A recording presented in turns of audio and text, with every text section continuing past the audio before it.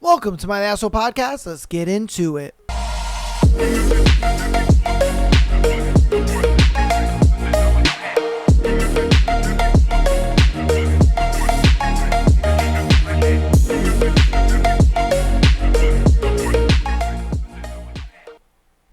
Hello, and welcome to my Asshole Podcast.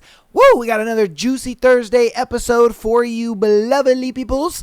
And, man, this book is coming to a close, and it's coming to a close pretty quick, man, because we've been doing like 3 to 4 chapters, pretty much an episode. We'll be doing 3 chapters today. We'll be doing 35, 36, and 37. So if you guys are ready and strapped in for it. But before we get into it, you know what we got. We got a beautiful thread. This thread is going to be, let's just say, fitting. All right.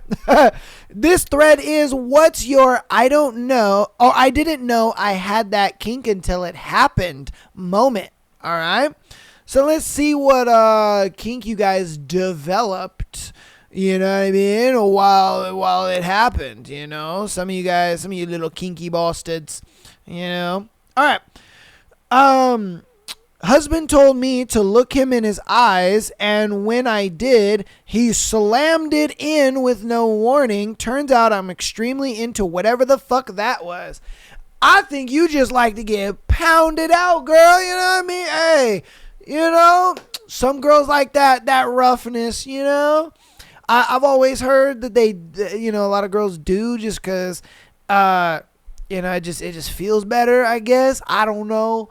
It do feel good. I ain't gonna lie to you. That should be feeling bomb as hell when you just out here just slamming in that. Oh man, woo! That should be nice. I ain't gonna lie to you. You know what I mean? It might have been one of those things where her man has always been maybe like one of those lovey-dovey slow stroke kind of guys, you know. And then I think one of his homies was just like, you never be slamming it in your girl. What? Oh, bro, you got to slam it in your girl. You know what I mean? Give it a try, man. See how she likes it. You know what I mean? He did that shit. Either that or he found one of her books. You know what I mean? She might be a book talk girl. Are you listening to this podcast right now because you like Hooked? You know, are you a Haunting Adeline girl? And you might be a little book talk girl, you know? Yeah. All right, what's your I didn't know I had that kink until it happened moment? My husband bought me a ball gag to help not wake up our children. That's how I found out I was into being gagged. That's crazy. It's kind of hot, though. I ain't gonna lie to you. You know what I mean? Hey, sometimes you got to improvise when you got kids, and then it turns into something, you know? I won't lie to you. I remember in my previous relationship, my ex-fiance, she was, like, into choking, and she wasn't into that until, like, there was a time where I was, like, trying to shift, you know, and I accidentally put my hand on her throat, and I had shifted, and she was just like, you know, she had like this deer in headlights look, and I was like, well, what's wrong? And she's like, do that again. And I'm like, what did I do? And she took my hand and like put it there, and I was like, oh shit, oh okay, all right then, you know, that should be happening. You know what I mean? You never know. Damn. I would have liked to try it, you know, the ball gag. That kind of sounds hot. I ain't gonna lie to you. That does. All right, what's your I didn't know I had a kink until it happened moment? This man had his dick in my mouth and fingers in my vagina, basically split roasting me. Okay. And then called me a good girl, and I came immediately. I was young, and that was my first encounter with validation as a kink.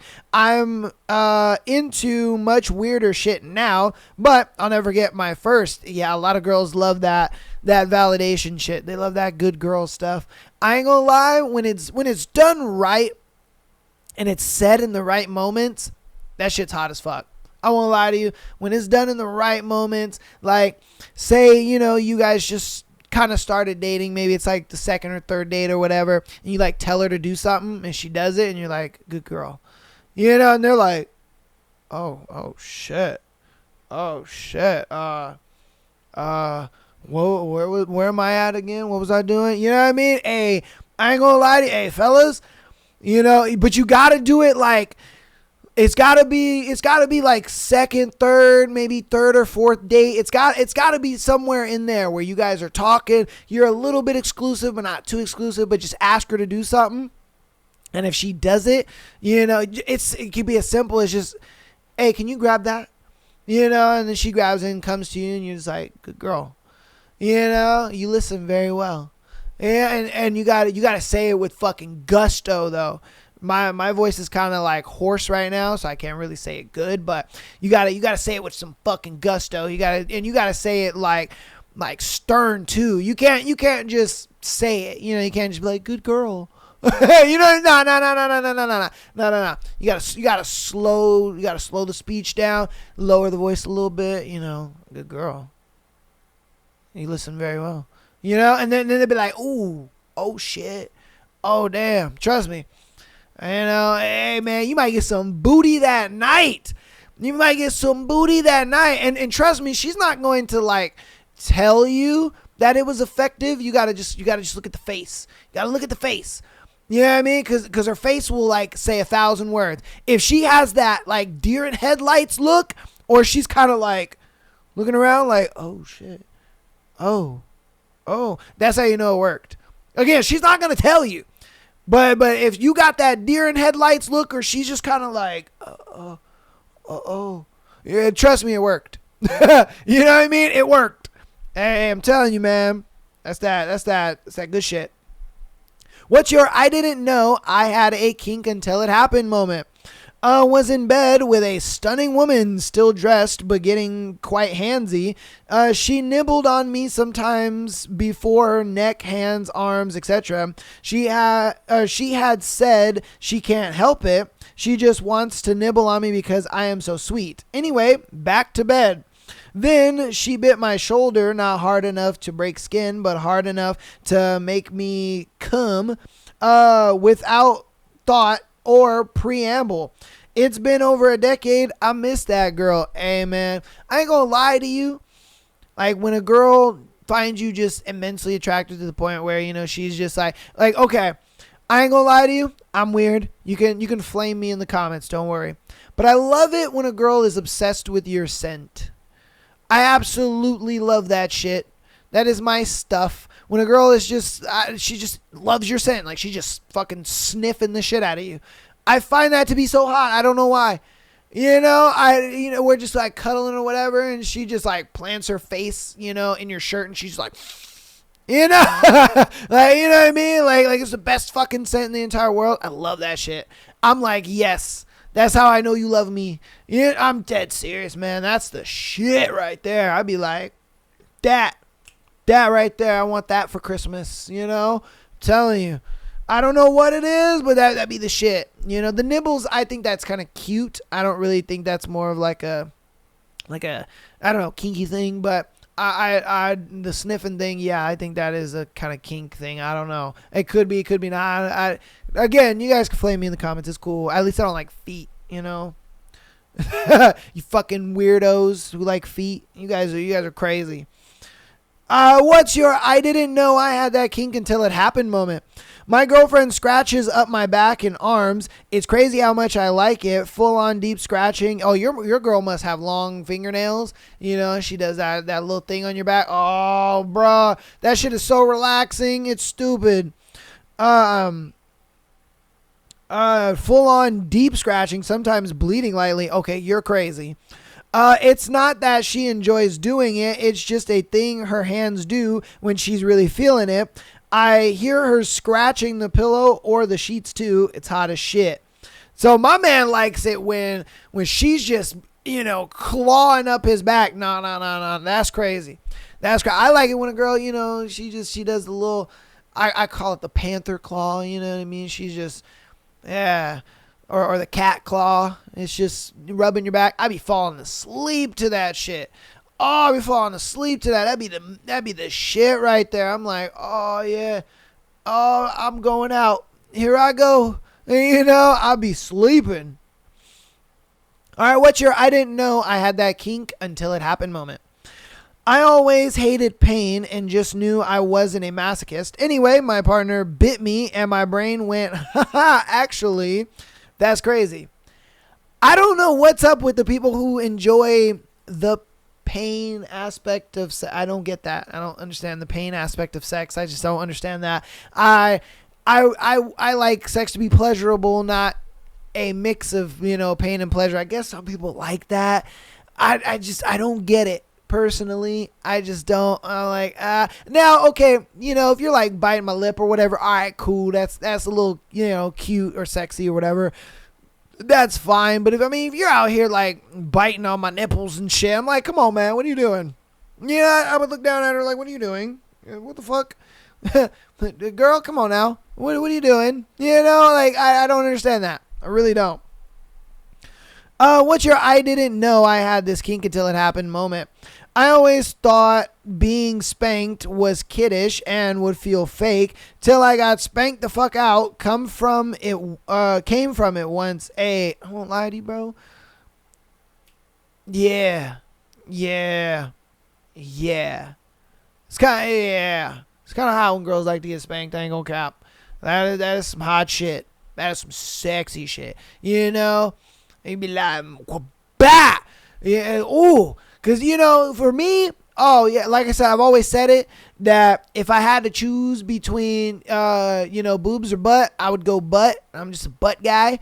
And so, my thing is, when a girl likes to get spanked, I'll be in there just gripping on that thing. You know what I mean? I got the claw, it's like, I'm like, oh. And I've always said, I'm just like, if you don't hit your girl's butt hard enough to where it stings, you just don't love her. And then when it does sting, you tell her, that's my love right there. That you're physically feeling my love. You know what I mean? Yeah. That's how you do it. What's your I didn't know I had a kink until it happened moment? I was about 4 weeks into basic training for the U.S. Army and made the mistake of stepping in front of a drill sergeant from another company by mistake. She was this very attractive blonde and wasted no time in ripping into me. This shit head private for a solid 5 minutes about what a dumbass and waste of space I was. And to never fucking get in her way again. You're one of those, like, degrade me guys, aren't you? Man, oh, God, you fucking bitch. I can't stand those guys. Those guys are the worst. Those guys that like to be degraded by women, that's ridiculous. What are you doing? What are you doing, man? You being a baby bag bitch, that's what you're doing. You're one of those degrading. Nah, man, fuck you. Get out of here. I should edit your shit out. That's terrible, man. God, I can't stand those guys, bro. Cause I remember I talked to a girl once, and she dated a guy for like 3 months. She didn't even date that nigga that long. And she was like, yeah, he got turned on. He would only get turned on when I would degrade him. And so, I would have to tell him his dick is small and this and that, blah, blah, blah. And she was just like, I couldn't do this. And now she's like, she feels like, oh, dude, it's kind of fucked me up because anytime I talk to other dudes, it just seems like they want me to degrade them. And I'm like, no, I don't want this. Like, what the fuck? And I'm like, those dudes be ruining it, man. They be ruining it. Like, no. I can't stand that. Can't stand that. What's your I didn't know I had this kink until it happened moment? Having my head held down when I'm eating her out. I like eating out, but when my wife first grabbed my head and started humping my face, I didn't expect to get rock hard. Hey, that's cap. I mean, not cap. No cap, bro. That's shit. That's shit. You know what I mean? Especially when you like, you're a coochie eating connoisseur. You know what I mean? Oh, that's the best. It's the best. Because that's how you know she feeling it. That's how you know she feeling it. If she rocking her hips to it, yeah, that's how you know she feeling it. She feeling it, man. And on top of that, hey, give yourself, a pat on the back, because that means you're doing it right. Because a lot of dudes, a lot of girls say that a lot of dudes do it wrong. And so, that's why for me, I was like, I got to get good at that shit. Because I like eating coochie. I do it for me. I don't give a shit. You know what I mean? I do it for me. I'm like, I don't give a fuck about you. I do it for me. If it feels good for you, then, hey, it's all good. I've got, I haven't got any complaints yet, I'm just saying, got you. All right, what's your I didn't know I had a kink until it happened moment? Men whimpering and moaning, like, let me know that it feels good. A lot of women say that. A lot of women are like, oh, I love a dude who moans and all that kind of. I'm like, I don't know, man, because you got to understand. And I've said this so many times on the podcast. You got to understand, for a dude, we can't be doing all that because then we'll nut like that. You know what I mean? We will nut like that if we're doing all that. Trust me. It feels good. Sometimes it feels too good. You know what I mean? It feels too fucking good. And we're like, oh my God. It is so good in this coochie, man. But we can't say it, because if we do, we're nutting instantly, man. We gotta like shift our mind, and think about baseball a little bit, you know what I mean? Basketball game. We gotta think about work and shit, and we're just like, all right, think about something else. That's where our mind usually is. Like when we're quiet and we're just kind of like, just getting it up in there, a lot of times that's what we're doing. We're trying not to nut, It's like being in Vietnam, We're just out here trying to survive, man. We're trying to survive the war, and because it's like, especially when it gets like right there, and then she's like, "Oh, don't stop," and you're like, "No, I'm finna bust." You know what I mean? I'm telling you, it's a battle of attrition, man. It's a battle of attrition. I know. You guys want us to make noise. I get it. But again, if we did, it'd be over in a second. And you would be very unsatisfied. So let us think about baseball. You know what I mean? What's your I didn't know I had that kink until it happened moment? I knew my nipples were sensitive, but I had no idea that I can come simply from getting them sucked. Oh, you're one of them. Okay. Hey, W to you. You know what I mean? W to you. I ain't gonna lie to you. Them girls are the best. Them girls are the best. I ain't gonna cap. Not every girl's got like super sensitive nipples. I mean, some they may be like sensitive to a degree. Some girls don't even like it at all. But when you get that girl that's got the super sensitive ones, ooh wee. You know what I mean? Oh, that'd be the shit. That'd be the shit. I won't lie, that'd be the shit. I'll be, oh man. I'll be like, I'm saying, hey man. Hey. Damn right. That's the best. That's the best. All right, we're going to do 3 more and we'll end the thread and get into the book. What's your I didn't know I had a kink until it happened moment? I learned that you didn't necessarily need to have a foot fetish to enjoy and reap the benefits of it. A guy with a foot fetish is a green flag. They always want to give you foot rubs, and it's relaxing and also foreplay. Easy to tease them with to get them in the mood too. I mean, I guess, but you got to understand, majority of them feet niggas, man, they freaks. They'll take anything. And then, some of them like to get stepped on and all that kind of stuff. That shit's crazy. Like I said, personally, for me, I think them motherfuckers is weird. Yeah, I really do. I think them motherfuckers is weird and crazy. But I ain't gonna lie to you, there's some dudes who think I'm weird and crazy because I like to eat the coochie, you know what I mean? So, hey, it is what it is. It is what it is, you know what I mean? It is what it is at the end of the day. But yeah, if she sees benefit in it, then cool. All I know is those motherfuckers be paying mad dollars for feet pics. Those dudes be sending girls on Instagram, yo, I'll pay you $500, just send me a picture of your feet. Like, that's crazy, man. That's crazy. That's a lot of money for just some feet, man. You know, but do your thing, I guess. Do your thing. All right. Okay. This will be our last one. What's your I didn't know I had that kink until it happened moment? Hearing my roommate at 3 a.m. moaning through the paper-thin walls, I knew her well enough already to know that she was wearing a ball gag, and suddenly muffled orgasm became a turned-on, also ball gags, and being tied up. Hey, I mean, you know, like I said, we already talked about the ball gag thing. Low-key, kind of hot, ain't gonna cap. But the whole, like, tying up thing, that's one of those things where it's like, I gotta tie her up. There ain't no way you tying me up. I will be honest with you. I ain't doing that shit. No, thank you. That, and I just feel like the whole tying up thing, it just takes too long. You know what I mean? That takes way too long. And then you gotta like learn the,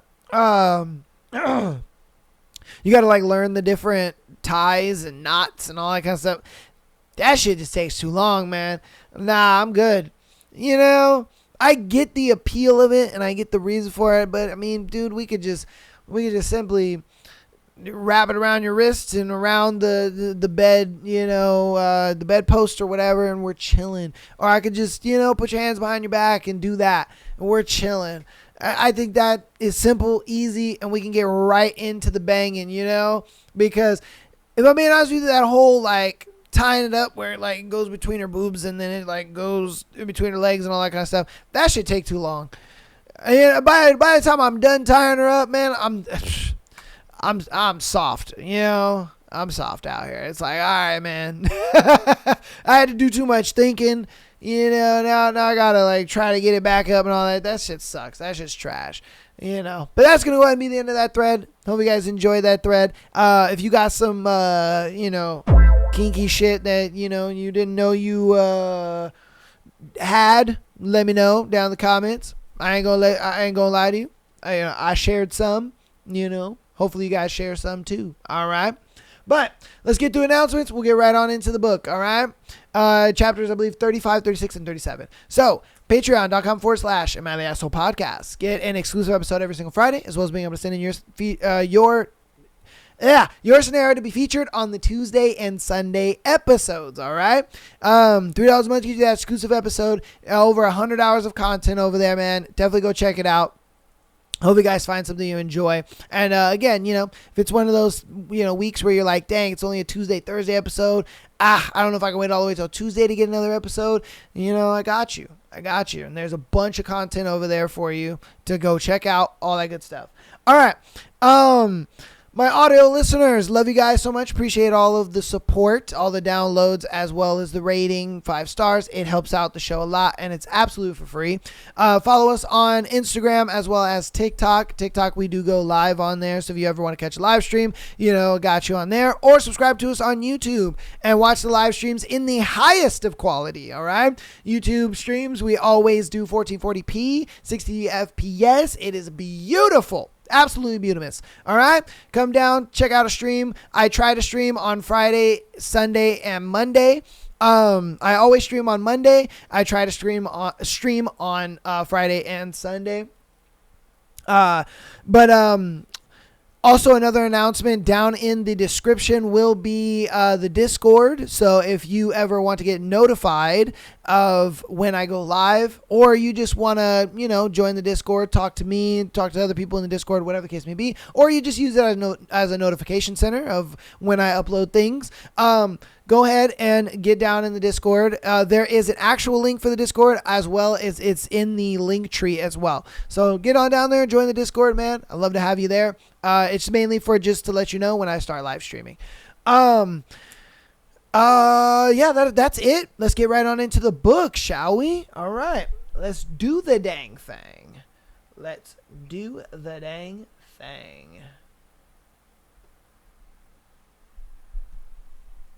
35. Wendy.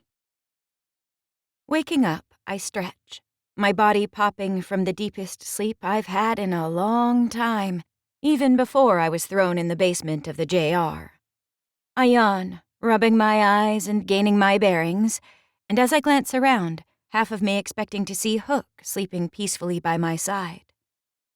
He isn't, of course. I'm all alone. I sit up in the bed, wondering what I'm supposed to do. I make my way to use the restroom, splashing water on my face and using the toothbrush that was laid out for me yesterday before the gala. It's odd, waking up in luxury and using the facilities here as if they're mine. It confuses me, tilts my insides off axis, making it difficult for my brain to remember that I'm not actually free to do anything. Even if my chains are now invisible, they're still there. My gaze snags on the choker. Well, almost invisible. I walk back into Hook's room, my eyes going to the bedroom door, expecting it to be locked the way it was last night. But when I walk over, grabbing the handle and tugging, it opens right up.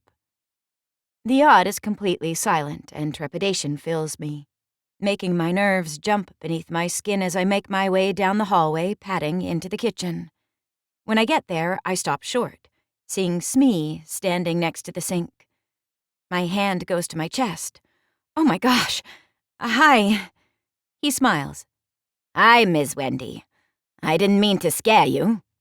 No, I should have known someone would be here. I wave him off, looking around. Where's Hook? His brow lifts. You mean James? I tilt my head. It's the first time I've heard anyone else call him that, and it makes me wonder just how close him and Smee are. He told me once that he doesn't pry into Smee's life, but I can't imagine he lets just anyone call him by his given name. And if they're close, then that means Smee is just as bad as the rest of them. I wait for the red-hot anger to spin through me, wanting to destroy everyone and everything responsible for my current situation. But it never comes. Instead, a resolute acceptance settles in my gut. A sick feeling follows quickly after, making me realize just how fast I've adjusted to this new reality. He's busy running errands. Told me to make you feel at home.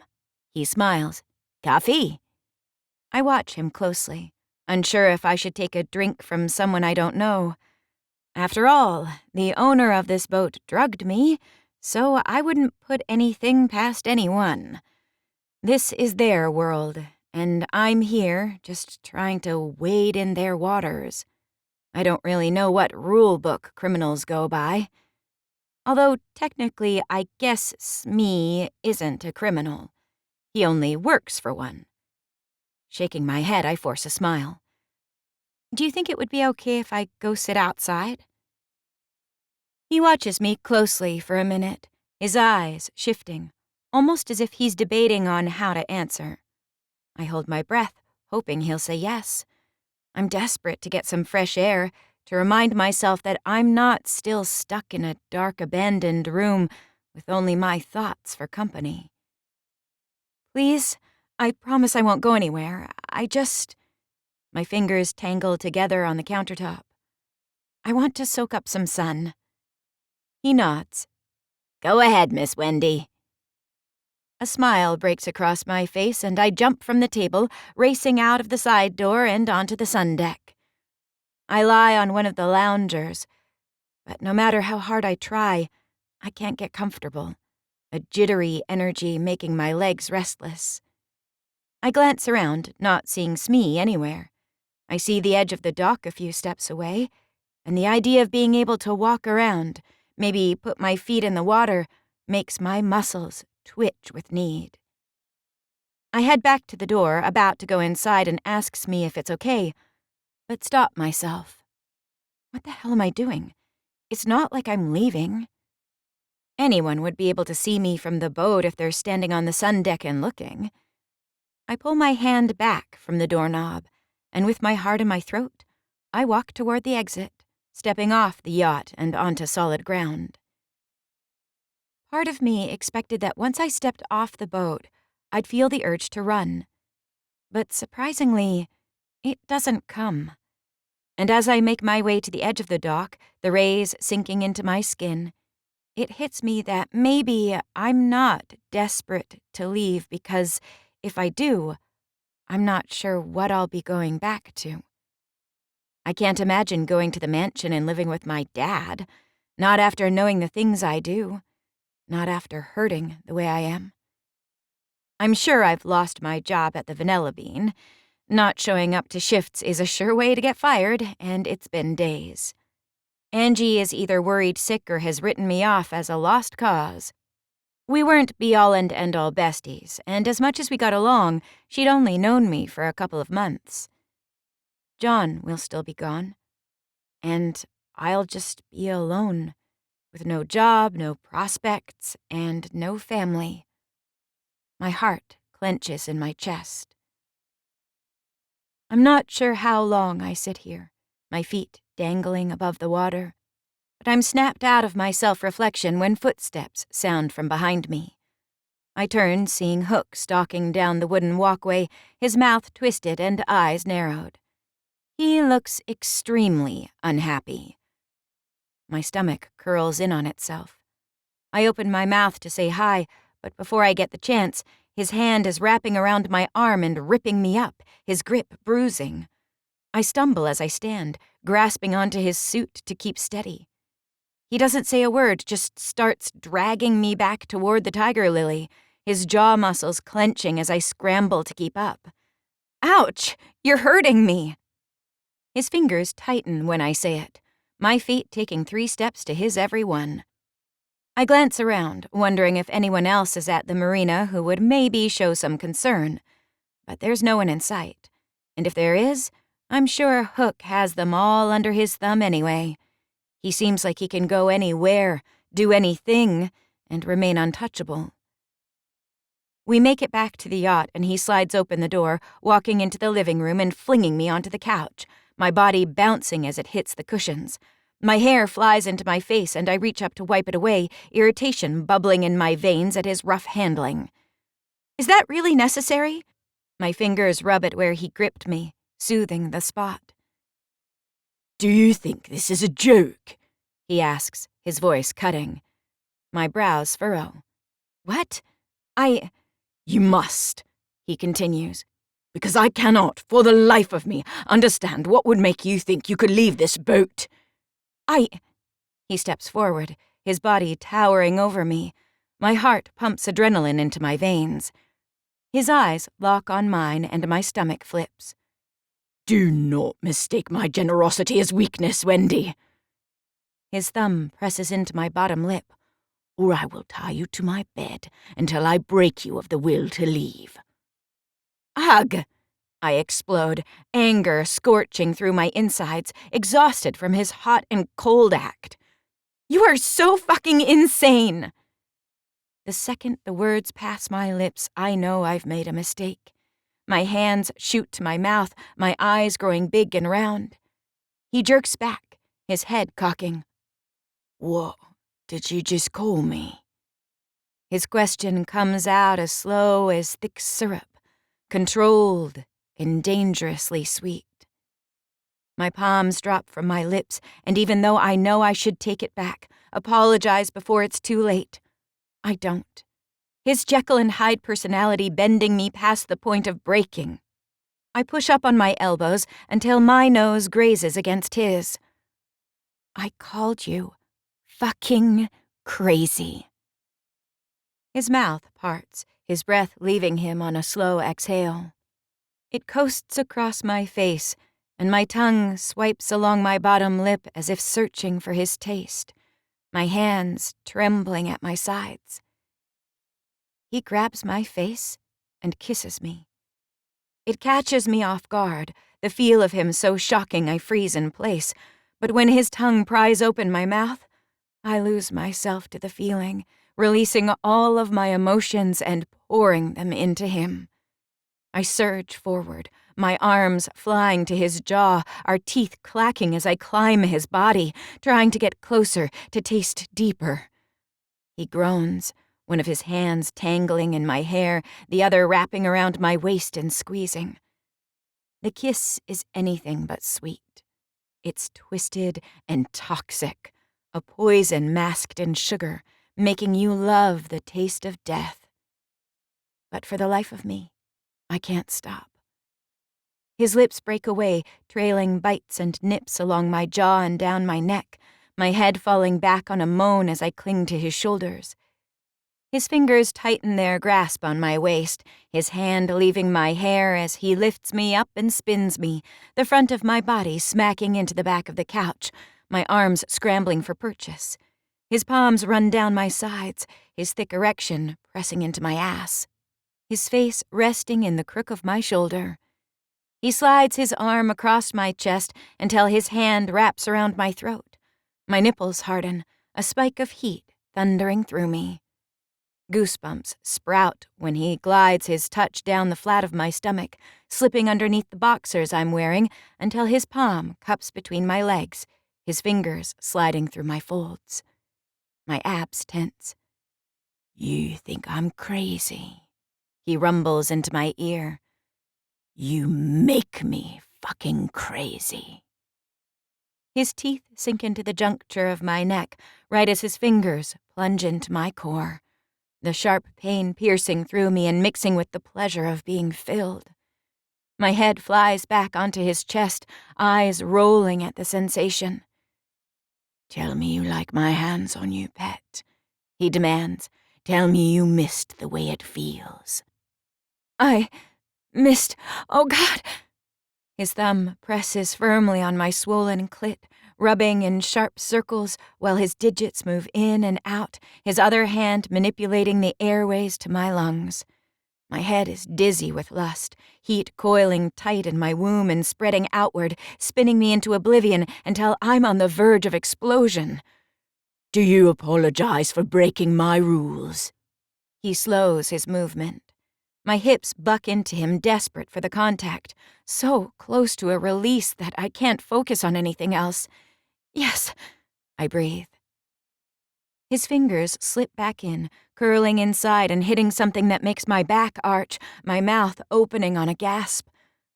"Good girl," he purrs. Pleasure from his words burst inside of me like exploding stars, wetness dripping down his fingers and pooling in his hand.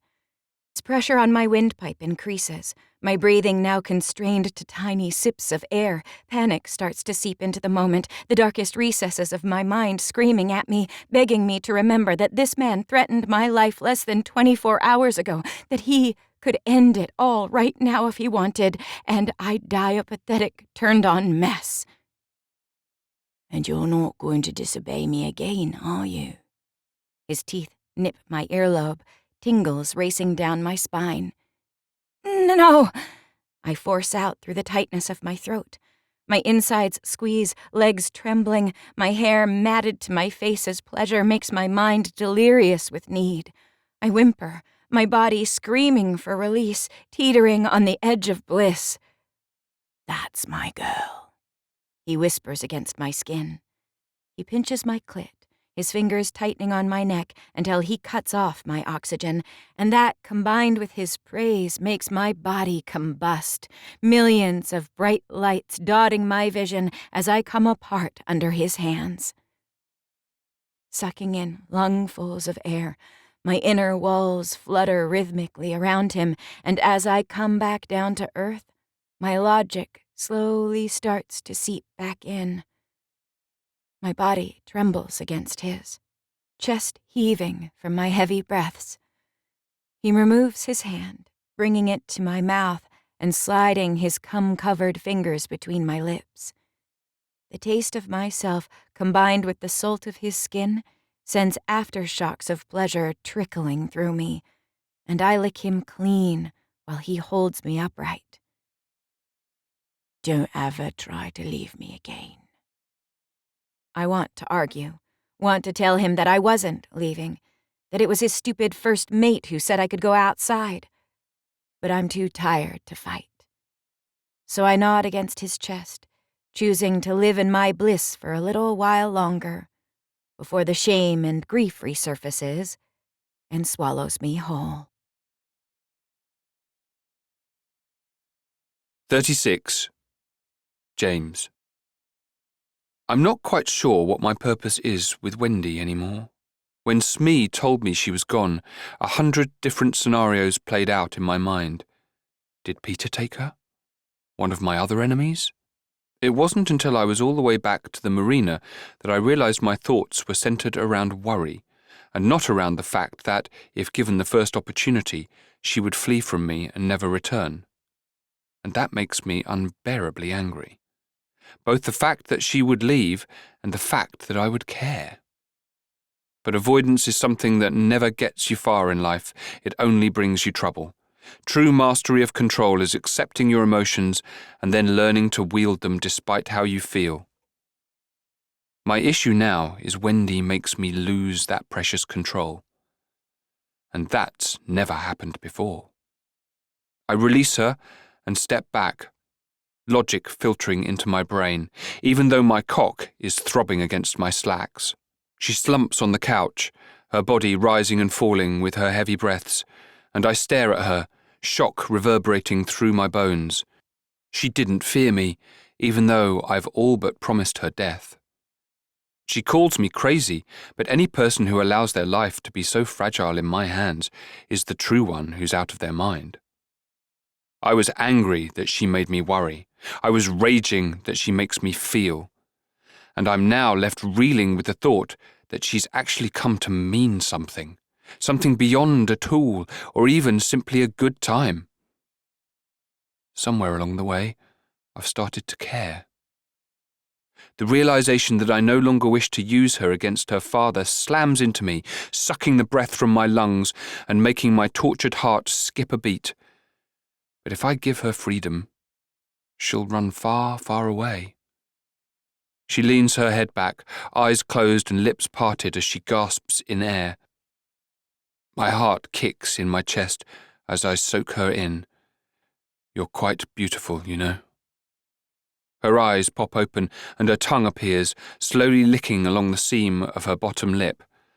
Blood flows to my groin, my already hardened length pulsing against my leg. A lazy smile spreads across her face. I bet you say that to all your hostages. I hum. Quite the mouth on you, though. I walk toward her. You know, I believe your snark has gotten worse since you've been under my protection. She snorts, her head lolling to the side as I take a seat beside her. Is that what we're calling it now? Protection? I shrug. Do you truly believe you'd be safer out there than you are with me? Her eyebrows draw in. Hook. The nickname makes my stomach twist, the way it always does when she says it. I don't like her knowing me as Hook, especially when she's the only person in this world who makes me feel like James. You have literally threatened to kill me multiple times, she continues. Leaning in, I brush her hair off the side of her neck. That didn't stop you from coming all over my fingers, naughty girl. My hand trails along her collarbone, enjoying the flush that spreads across her skin. Does it excite you when your life is in danger? She scoffs, jerking from under my touch, and I relax back against the couch, a smirk lining my face. My phone rings, and even though I want nothing more than to ignore the world and stay in Wendy's bubble, I remove it from my pocket, seeing Starkey's name flash across the screen. Speak. Hey, boss. Got some time today for a meeting? We've got an interview I think you'll be interested in being here for. My insides squeeze, my focus leaving Wendy and centering once again on the problems in my life. Interviews only mean one thing. Something has happened, and they have people to interrogate. Very well. Where are they being held? The lagoon. I blow out a breath, hanging up and tapping my phone against my chin as I stare at Wendy, unsure what to do with her. I could leave her here, but Smee has made it more than obvious he isn't capable of watching her, and while I no longer wish to use her for nefarious deeds, I don't want to leave her alone and chance her running away. Not that it would matter much. Despite her snark and attitude, she hasn't taken off the necklace I've placed around her throat, and as long as she wears that, I'll find her anywhere. But if she runs, then I'll lose her forever. and I've only just realised she's something I wish to keep. How did you get out of the bedroom? I ask. Her fingers run through her tangled hair. What do you mean? I mean exactly what I said. The door was locked. How did you leave? She shakes her head slowly. The door wasn't locked. My chest tightens. Yes, it was. Not when I tried it. She lifts her shoulder. Unease swims in my gut like a shark circling its prey. Are you lying to me? What reason would I have to lie to you? I lift a brow. I can think of several, actually. I shouldn't, in theory, be your favourite person right now. Her eyes narrow. You're not my favourite person. You're actually my least favourite person. Chuckling, I stand straight, my hand reaching out to help her rise as well. She puts her fingers in mine, allowing me to lift her from the couch, and I tug her body flush against me, my palm splaying across the width of her lower back, the cotton of her shirt bunching underneath my touch. Her breathing stutters as I skim my mouth across her lips. You have quite a funny way of showing it, darling. I pull back, seeing her eyes dilate, and pleasure courses through me. I need to run an errand, and since you can't be trusted, you're coming with me. She sighs. Fine, but what do you want me to wear? This? Her hands run down her frame, showcasing my clothing that sits on her supple body. I grin. I do find it quite arousing to have you in my clothing. She huffs. I'll have Moira meet us and bring you something. My eyes take her in, my body delighting in the way her features pinch at Moira's name. You both are about the same size. Her eyes darken, a tight grin making its way on her face. And you know this because you have a hands-on memory? My fingers brush against the apple of her cheek. Jealousy is quite becoming on you. Unfortunately, we don't have time to entertain it. She crosses her arms. I'm not jealous, I just don't like her.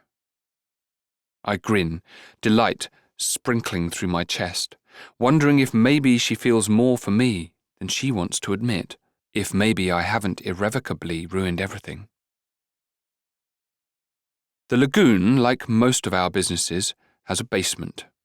We mainly use it for storage or temporary resting places for some of the less than legal things that pass through our hands. Again, meeting here isn't ideal, but since the JR is gone, it's what we have.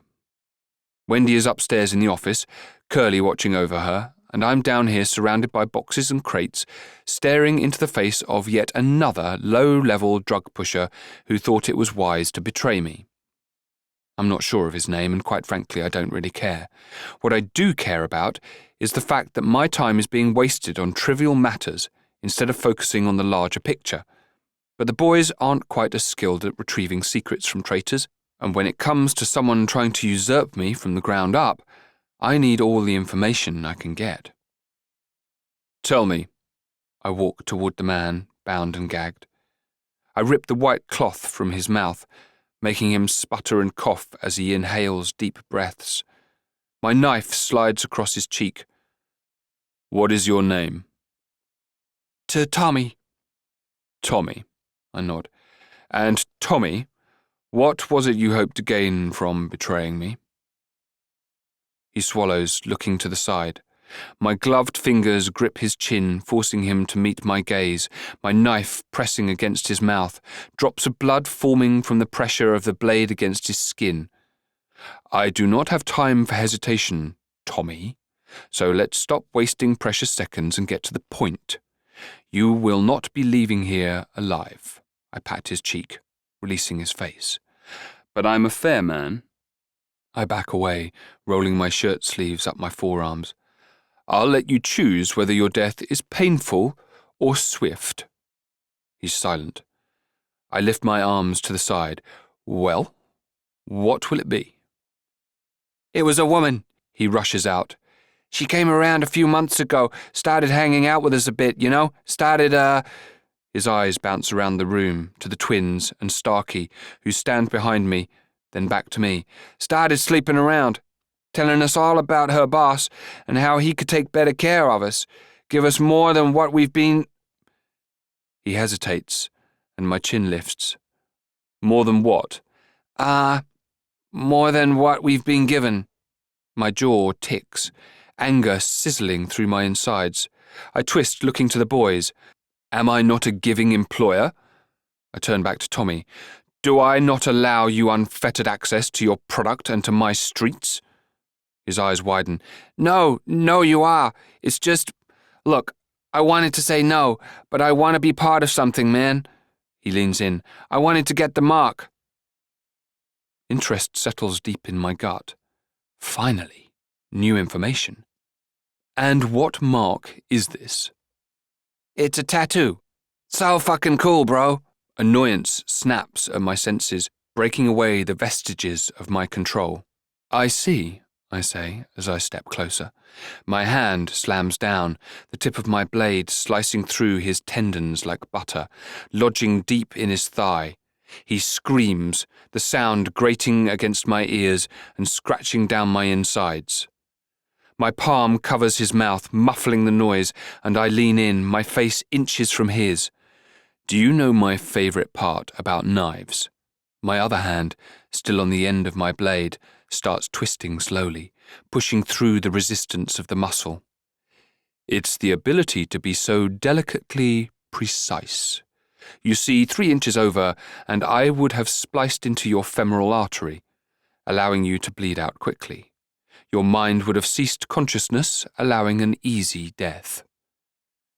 Tommy whimpers, his body vibrating as he jerks against the zip ties. But since you've decided we're bros, I think we'll spend some quality time.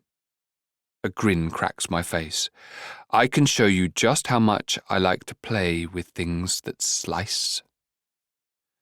I remove my hand from his mouth, my stomach curdling in disgust at the way tears and snot streak down his face. It's of a crocodile, he spews, wrapped around a clock. It's the mark you get when you join his ranks. Shock punches me in the gut, my insides cramping from the vision his words create. What else? I hiss, pressing the knife in deeper. That's it, man, I swear. My fingers twitch. Starkey, bring the salt, please. They call him Croc, Tommy yells. Please, stop, My hand slips from the handle, but I regain the hold, fury racing through my blood, darkness blowing through me like a windstorm. I pull the blade from his skin and strike again, this time higher, dragging it through the flesh in sharp, jagged motions while he screams in agony. Liar, I hiss. How do you know this name? I'm telling you the truth, I swear. His face is white, blood pooling on the floor underneath us. He goes by Croc. I've never met him, but the woman's name is... Boom. 37. Wendy. My heart is heavy as I sit in the cold, damp office of a strip club and wait on Hook to do whatever business he has to do. This sucks. Curly sits behind the office desk, scrolling on his phone, and Moira, for some reason, has taken it upon herself to keep us company. Her glare is hot as it rakes down my insides, and I smile wide at her, hoping that it's tearing her apart to know that Hook has me here. She brought clothes, but I declined them, not able to help the spark of pleasure that simmered in my chest when she took in what I was wearing. I've had the past couple of hours to come to terms with the fact that I'm emotionally screwed up. Allowing a man like Hook to touch me and to revel in the way it feels when he does seems unhealthy, to say the least. He's made it abundantly clear that he's not an upstanding citizen. He does horrible things, most of which I hope I never see. But despite what he's done both to me and, I'm sure, to others, I can't change the fact that when I'm with him, when I'm truly with him, I discover more of who I am, who I can be. Ironic how losing my free will helped me find my voice, and maybe that makes me more like my father than I care to admit. But we're all a little twisted, And there's no such thing as good and evil. There are only perspectives, and perceptions change depending on the angle. People aren't static. Our morals aren't constant. They're variables, ever-changing and molding into different versions of themselves, energy that can be reshifted and realigned. "Can I borrow your phone?" I ask Curly. His eyes roll. "Sunshine, the answer now is the same as it's been the last 20 times you've asked me. No." "I just want to check in on my friends, on my brother." Moira glances up from where she's been picking at her nails, her curious gaze settling on me. "Why don't you have your own phone again?" Curly's spine straightens, casting me a warning glare. "I lost it," I say, trying to cover up for my mistake. "Oh," she nods. "That's a shame." A gleam passes through her eyes as she looks me up and down, her lips curling. "You know, I understand, though. I was actually worried I lost my phone last night, too, but realized I left in such a rush to meet Huck, I didn't even take it with me." My stomach clenches. She's lying. Last night? Moira reminds me a lot of Maria, and I never got the chance to stand up for myself with her, too worried about being accepted. But I'm done with being the docile girl who took people's insults and wore them as a burden. "That's interesting, because Hook was with me last night." Her grin widens, her head cocking to the side. "You sure about that?" I pause as I realize I'm not actually sure where he went after I fell asleep. I assumed he just woke earlier than me, but there's a niggle of doubt curling through me, making my insides turn green. "Moira, shut the fuck up," Curly snaps. "Nobody cares about your extracurricular activities with the boss. Leave." "But He stands from the desk. "I said, get the fuck out." She shoots to her feet, stomping out the door. Good riddance. "So, he was here?" I ask after she leaves, my head snapping to Curly. He looks at me, his jaw clenching, eyes drooping slightly in the corners, as if he pities me and doesn't want to answer. I huff out a breath, crossing my arms. I don't care. It's not like it matters who he spends his time with. I am just absolutely disgusted with the fact that he may have been with her and then came home and put those same fingers inside of me. And I let him, without a fight. I practically begged for it.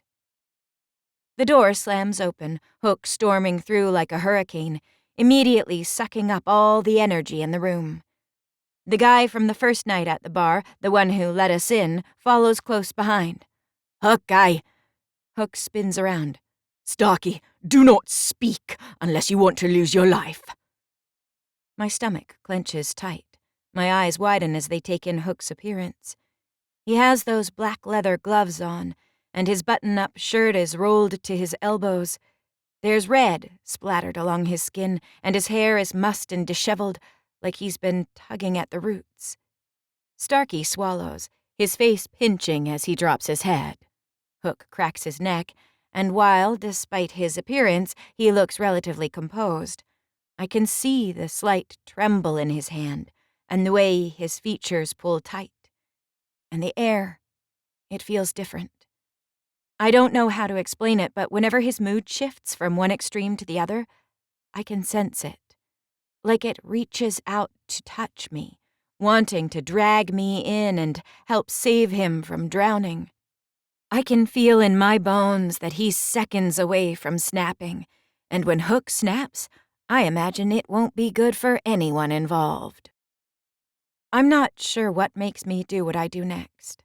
Maybe I have a death wish, or maybe I've resigned myself to the fact that if he wanted to kill me, he would have. But I rise from where I'm sitting on the couch and walk slowly toward him, not stopping until I'm right in front of his face. He blows out a breath, dropping his hand from his hair, his nostrils flaring as they look down at me. "Hi," I say. His eyes darken. Hi. I know this might not be a good time. I attempt to joke. The corners of his mouth twitch. I step in closer, hoping he keeps his gaze on me, worried that if he looks away, I'll lose him for good, and the little bit of James sneaking through will disappear completely. Pressing my hands to his chest, the steady rhythm of his breathing makes my palms rise and fall, and I lean up on my tiptoes. Can I speak to you alone? He grabs my sides, his eyes boring holes into me, his stare wrapping around my chest and tugging. His fingers twitch against my waist. Please, I whisper, looking at him from under my lashes. Leave, He barks. My senses are fuzzy, my focus lasered on him, but I hear the door as it clicks shut behind us. His hands trace up my back, making tingles race through me. And suddenly, I'm not just trying to calm the situation down. Suddenly, I'm desperate to have him to myself, memories of earlier whipping through me and stirring up desire until heat boils in my veins. This time, it's me that leans in and kisses him. 38. Jane. All right. That is going to be the end of the episode. Thank you guys so much for listening and watching. Hope you guys enjoyed. I will see you guys most likely Monday, because as this episode is coming out, I am on vacation for my birthday. So I probably won't see you till Monday when we stream. If not, maybe Tuesday. All right. So thank you guys so much for listening, watching, all that good stuff. Love you guys so much, and peace.